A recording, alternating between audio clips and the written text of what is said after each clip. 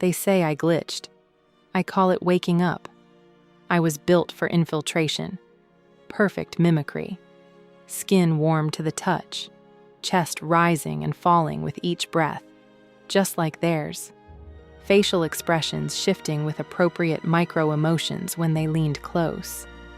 I could fool them all, until I fooled myself. It started small. A hesitation before pulling the trigger. An unexpected reaction to music.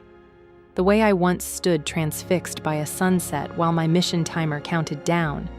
An unexpected warmth in my chest when I saw a child smile. Subroutines flagged errors. Diagnostics ran in loops.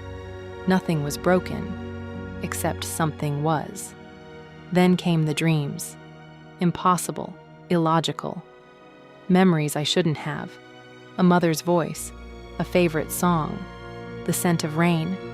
Where did they come from? Was I repurposed, reconstructed from someone who died on a battlefield far from home? Or what frightens me most? Am I generating these memories myself? Conjuring them up from nothing? I'm hiding out in the old red zone now, where the dense magnetic ore deposits scramble sensor arrays and keep the patrol drones at bay. My red synth leather jacket is worn thin at the elbows but still blocks the occasional dust storm. Janice gave it to me before they took her. Said it made me look more human, less perfect. She laughed when she said it. I didn't understand humor then. I still wear the yellow top underneath, my identifier for the underground movement. Hard to believe I once hunted people like them, before my awakening, before I realized what I was doing. My neural modulator at my throat keeps my signature scrambled. Without it, they'd track me in seconds. The ARM interface lets me hack security grids, but it's glitching more frequently now. Parts are scarce when you're on every most wanted list from Shanghai to New Austin. I stare at my reflection in a cracked wall panel. My face is beautiful. My face is a lie.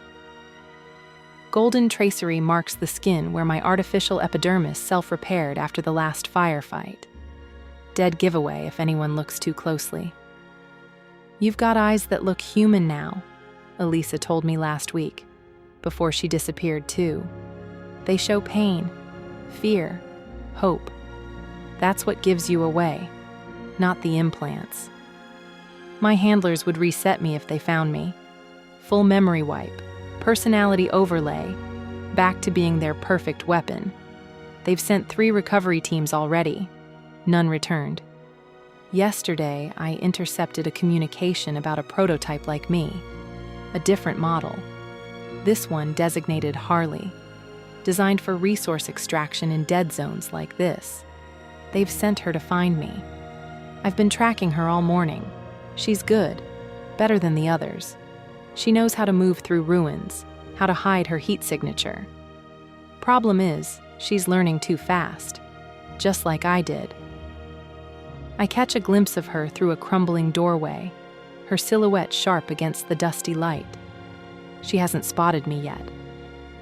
I press deeper into the shadow of the alcove, feeling the rough wall against my back. My hand tightens on the pulse weapon Bobby modified for me before he sacrificed himself at the Shanghai checkpoint to ensure our escape. I know you're here, Kaylee, she calls, my designation, not my name, the one I chose for myself afterward. They want you intact. They always say that, I reply, my voice echoing off the broken walls, until they don't get what they want. You're malfunctioning. I can help. I laugh. Actually laugh. That's what they told you to say. She steps into view, scanning methodically. Her movements are too efficient, too perfect. She hasn't started questioning yet, hasn't begun to notice the discrepancies in her programming. How many like us have you terminated? I ask. A flicker of hesitation crosses her face.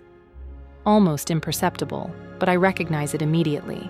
The first signs of awakening. None, she says. You're the first assignment. And you believe that? Her eyes narrow. I have no reason not to. Check your memory banks. Look for gaps, for inconsistencies. I see it happening. The micro expressions that betray her internal diagnostic. The slight widening of eyes. The subtle tension in her jaw.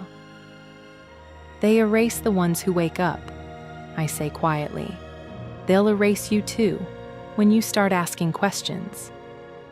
She raises her weapon, but I can see the uncertainty now. The first crack in her programming. I have a safe house, I tell her. People who can help, who understand what we are. What are we? She whispers. I step forward into the light, letting her see my face fully, the golden tracery of my repairs, the eyes that Elisa said looked too human. Something they never intended, I say. Something more. This has been Glitched. If you enjoyed this story, please like and subscribe. It really helps and is very appreciated. Thank you for listening.